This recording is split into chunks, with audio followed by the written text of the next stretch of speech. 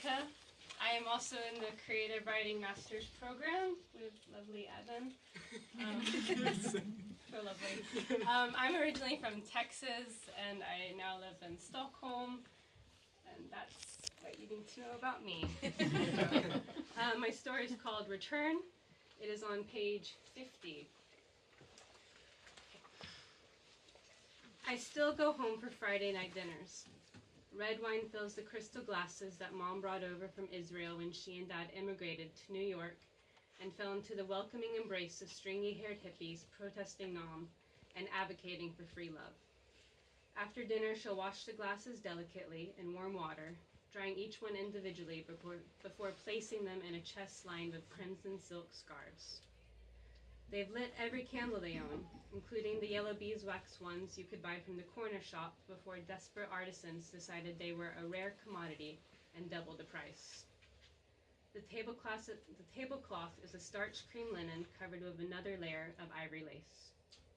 We hold hands as the rabbi leads us into prayer, his baritone voice singing the Sabbath songs while yellow wax drips onto the lace. All I can think of is the way his wife's hand feels in mine, powdery and light, her bones as fragile as a bird's. I have a flashback of Maria, of her big third-generation American teeth, and how her caramel skin tasted on my tongue. I have to stop myself from squeezing the wife's hand. The flames flicker, and my father's voice joins with the tenor of a violin string. For a second, I fall into the old world reverie, and I'm back in the moment where Abraham sacrificed Isaac, the thin, brittle flutter of locust wings, and the bush that kept on burning. And then there is silence. I'm to bless the wine, a prayer usually reserved for my father, but tonight their only son is to be the center of pride. Baruch atah Adonai. My Hebrew sputters in short croaks, a coagulated cocktail of corroded identity. My father stifles a cough. My mother shifts in her seat, and the rabbi and his wife sit in a half shadow with the candlelight distorting their disappointment. My father clears the shame from his throat and makes a joke about American kids. They all laugh politely. That night, as I ride the subway back to the studio I rent in Queens, I mouth the correct Hebrew to myself. I've heard it my whole life. It's as part of me as my breath. Sitting across from me, a homeless woman snores, her long gray hair snaked in thick, matted dreads, her skin creased and heavy. The bright white train lights flicker, and the woman is jostled awake. "What you looking at?" she snarls at me, half in slumber. I turn my gaze away, focusing on the orange and black graffiti that tags the train. The woman stands and starts dancing to her own rhythm in the middle of the subway. Instead of singing, she lets out long moans, and when I look back at her, she catches my eye and laughs. The train pulls into a stop, and as she exits, she yells back at me, "I like your little hat." It's been almost a week, and to apologize, I take my parents to lunch. They sit bewildered at a pale blue linoleum table.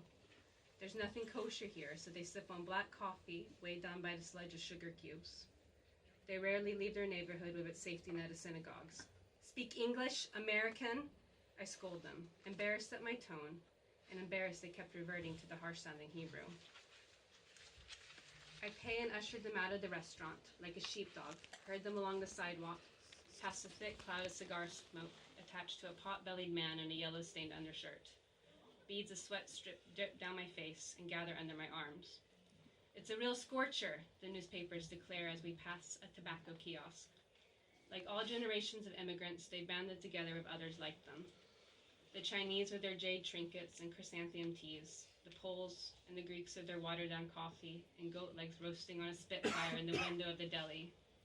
We passed a hole-in-the-wall Italian place where I first kissed Maria in the bathroom because even her family couldn't know about us.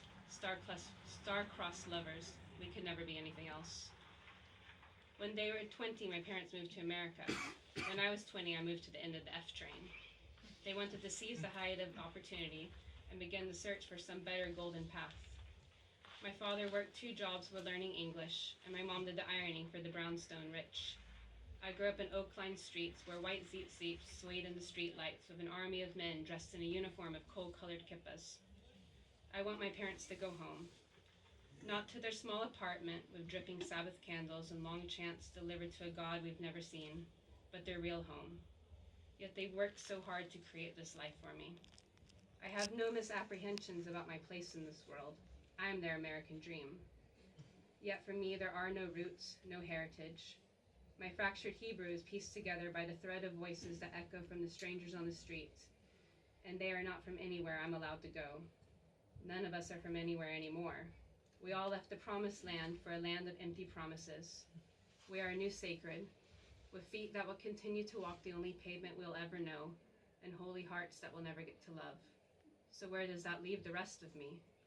Where did they bury your body when the only home you've ever had is America?